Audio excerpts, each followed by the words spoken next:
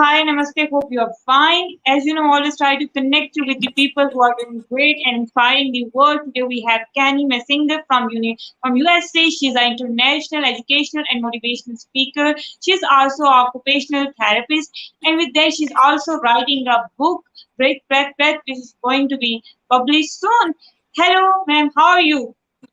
Hi, I'm great, thank you. I am incredibly honored and humbled and grateful to have opportunity to connect with you this morning, and I'm just incredibly honored and to see the work that you put out into the world promoting peace is just really, really beautiful and incredibly inspirational. So kudos to you and for all that you are doing.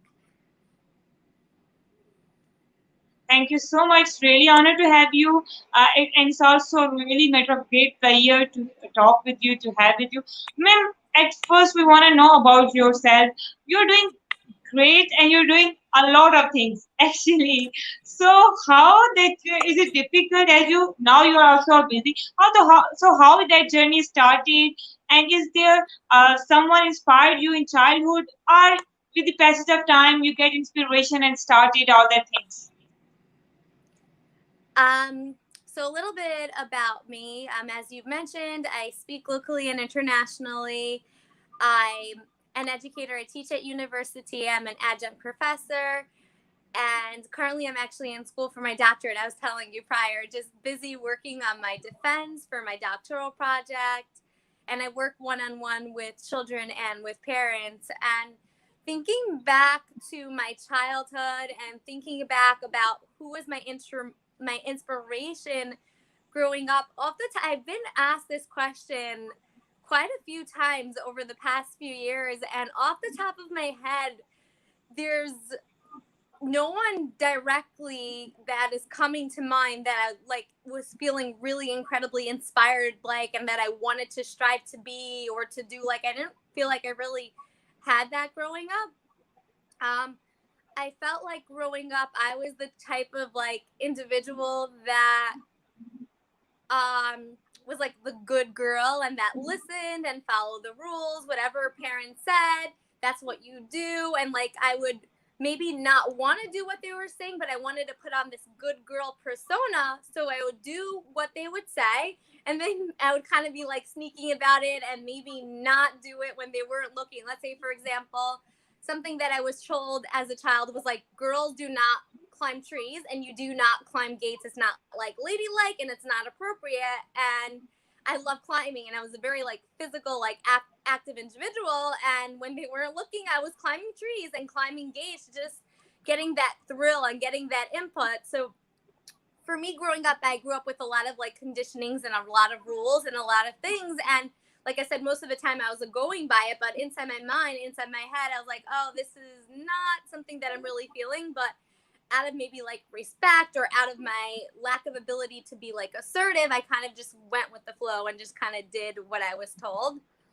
I think as a child, I personally was not very interested in, I didn't really do very well academically in school. I love learning.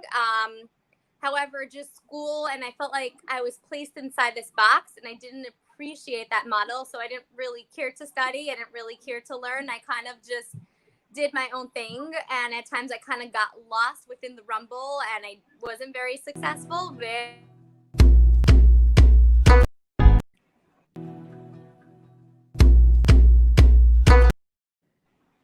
Yeah. Yeah, sorry for this interruption. Okay. Oh, it's okay. Yeah, please. And then as I got older, once I started to go into high school and I started to seeing there's a world beyond that meets the eye, then I started getting more interested in education. I started reading, I started writing, and I started to educate myself. And then I was very interested in going to college. I was very interested in getting an education, and I just went into school, started to really enjoy learning, and I really started to take classes that I really enjoy and I really liked. And it just kind of cultivated this self-motivation learning of where I'm always taking courses and learning and educating myself, getting certifications. Like I mentioned in the beginning, I'm getting my doctorate. I have a little bit ways to go, and I'm just enjoying the process, the learning process of it, not enjoying the critiques. I am not enjoying the rules and expectation. However, I am enjoying like developing and creating. That's really the part that I'm really appreciating a lot. And then there's the rules, which kind of have its Amazing. moments and it has its challenges. Wow, this really. Actually, I have two questions with your talk. Like, you are also a teacher and you are also a student because you are also doing your doctorate. So, how's that experience? The two things in a one package. So, It's re- because teaching is totally opposite, and study being a student is totally reverse of that. So, and being both things at the same, how's that package? So I actually always look at myself. I don't really perceive myself as a teacher. I really perceive myself as a student, and I'm constantly learning and constantly growing. At the same time, I do have this opportunity to be the teacher and to be the student. So it's very, very interesting because I'm easily able to place myself in my students' shoes. At the same time, I'm easily able to be in this professor or this teacher role at the same time. But ultimately, I'm not the teacher. I'm not the person that inspiring or motivating or cultivating anything directly with an individual. It's really stemming from the person within inside themselves. And the same thing when I'm going into teaching or going into anything and everything that I'm doing, it's going into it with an open mind. And my motto and my way of living is, how can I learn? How can I grow? When I'm in the teacher role, student role, daughter role, when I'm in a cousin role, sister role, whatever it may be, it's always looking at it as, how can I learn and how can I grow? And I cultivate that mindset with everything and anything that I'm going. And yes, I do have a teacher role. And yes, I may have expertise in occupational therapy and working with children. However, at the same time, I'm always learning and always growing. And I'm always like doing the best that I can to self-educate and to learn and to really be and reach and achieve beyond my own self and my own wildest dreams. Wonderful. I think so. Because you are also a student, and also a teacher. Because when someone teaches, and especially when in exams times, so we usually feel that at whatever stage you are, you usually before exams, it's just like, oh my God, what's going on? You feel that at whatever level, even in like we are doing, even in master, bachelor's level, even from since your childhood you are doing exams, but yet even after 20 years you yet feel up before exams your heart. So that's why I asked, because you are doing your doctor. So it is that happened to you?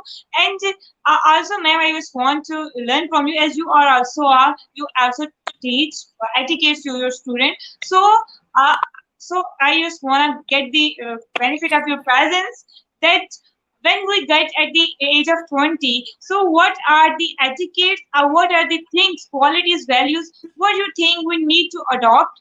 And because that's really important for our personality, for our grooming. Because when we're at this age, it's very emotional age. A little thing affects us, little thing hurts us. So I think so. It's the age that makes us, that builds us, and it's the age that ruins our future, because it's you decide where you want to go. So I want a guidance from you, something how you deal, and what your skills learn at that age, because you're completely evolving, and you're learning, and you are every time ready to learn. So I just want to learn from anything from you.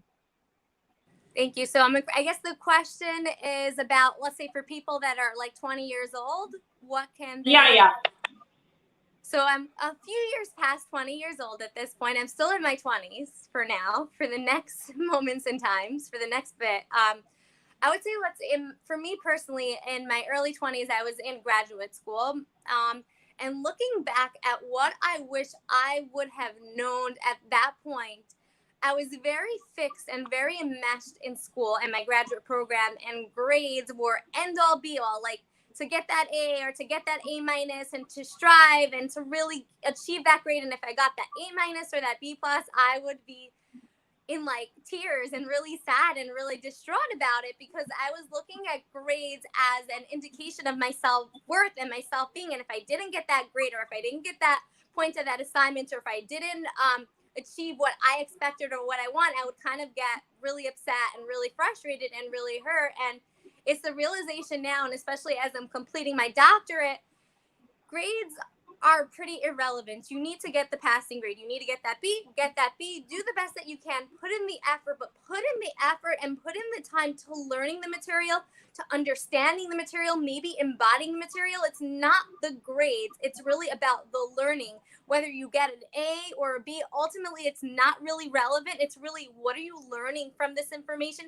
How are you taking it away? How can you maybe use this information in your life? And it's something that I wish I would have known in my early career early career college experience, because then it would have helped cultivate being less stressful, less anxiety, and I would have had opportunity to really embody more of the experiences that I was taught. So that's something that I really wish that I would have known. But at the same time, what you know at every stage in your life is what you're meant to know. If you were meant to know something when you were 20, then you were meant to know it then. Clearly, if you're not knowing it till that point, that's okay, because you weren't meant to. And it's the releasing the frustration or the charge that might be coming into play because, oh, I wish things were like this, or I wish things were like whatever it may be. And it's the realization that things are the way they are, and whatever knowledge and whatever information I know now is the information that I know now, and it's meant for me to know now. And if I didn't know it prior, that's okay. I wasn't meant, and I just release it, and I put and exert my energy into the present moment, into the moment right here, right now. And how can I exert and use the information that I'm learning in this present moment, and maybe the next present moment, and the next present moment? And it's really utilizing what I know and not fixating and being frustrated and upset about the what ifs, and I wish I would have known this, I wish I could have done this, I wish I could have said this. Whatever, it's done, been there, done that, done, release. Now move on to the right here, right now, present moment. Exactly, that's really wonderful. Well, your also book is Breath Threads. That's a very interesting name. I usually never read this name before. So, is the same message you promote? Is the same message you want to deliver to your book? And can you please share about your book? I wish I could. When at first, many best wishes, because soon it's going to be published. So I wish I could read. So at least can you tell about your book? That what's the message you want to deliver to your book? So I actually have my book, and this is still a manuscript copy. The book was actually supposed to be published tomorrow. However, due to Wow. shipping and COVID, I guess over books, over like trying to think of the word, overproduction of books over like for September and for the school year, it was probably not coming out until a few days later. The launch date is September 20th. And you actually get to be one of the first people to actually see it. And this is still the manuscript copy. And this is the book. It's a children's book. And the intention is really to teach children how to attain inner calmness by learning proven methods of mindfulness breathing. It helps with basic awareness of breathing in a natural path to a child's own confidence and trust, and their development of emotional and social intelligence. With the charming illustrations and simple text, children can easily grasp the practice of this personal avenue of centering peace within themselves. And this is the book. I'm so excited. And this is my first book ever. And like in reality, I get to almost say that I am a published author. And I'm so Wow. excited. I'm like beyond. And it got endorsed by incredible humans. And the intention really is to bring mindfulness meditation into the world. And the intention is for teachers and for parents and for caregivers to buy this book and to use this book as a method to teach their child about mindfulness meditation. And it's really not only for the child that can learn the skills, it's also the parents and the caregivers and the teachers. And if everyone in the world can learn and embody some type of mindfulness meditation practice, the world can be a more peaceful, calm, compassionate, kind place. And that's really the intention. And the intention is to have this in the hands of 1 million children over the coming year, 2 years. Beautiful, wonderful message. Exactly, we need to more focus on the peace, that how we connect, how we can create peace in this world, and by connecting with the people. That's really amazing. And you're focusing on the wonderful points, because we usually hardly get such books which focus on that things. Ma'am, I want to know that as you are also a motivational, educational and motivation speaker, so I just want to know that it's as you are doing a lot of things, so it's also difficult to break your comfort zone. Sometimes we want it, we have fears sometimes. Sometimes we feel that things are weakness. So I personally that how we can break that comfort zone, or how we can because of because of failure, or because of losing something, we just don't try anything. We just don't try that I don't need to do any master degree because I have a fear of being failure. So how we can deal with?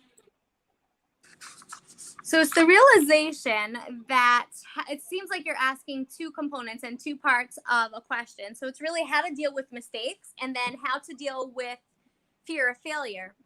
So the idea is that there's really no such things as a mistake. There's we might perceive the Okay. duality of life, like there's good, there's bad, there's yes, there's no, there's Okay. agree, there's disagree. And it's really the realization of how things are, just things are, this is how it happens. Okay, maybe I made a mistake and this is how it is, it just is, and this is the way things are, this is the way things happen. I had an expectation, I wanted things to be X, Y, and Z, and it ended up going A, B, and C. So it's the realization of that. And it's really looking at, if there is a mistake or something is not going out as planned, it's really, how can I learn and how can I grow with whatever is coming up and with whatever is coming into play. So what exactly is a mistake? A mistake can be an error, a goop up, a slip up. It's something that might be done. It's a theme of something that's done incorrectly. Again, it's going back to, it's not done exactly how I wanted it to go. It's, there was some type of expectation and I wasn't able to meet this expectation. And it's really to know that life in general, especially when you're doing something worthwhile, there's going to be mistakes, and we're human. Just by being human offers opportunity for so many unknowns and for so much things to actually come into play as well. So one thing that's important to know for individuals that are working on degree, for individuals that are at a new job, they're at a job for quite a while, you're not defined on your mistake. That's not who you are. You are so beyond the mistake. You are so beyond that meets the eye.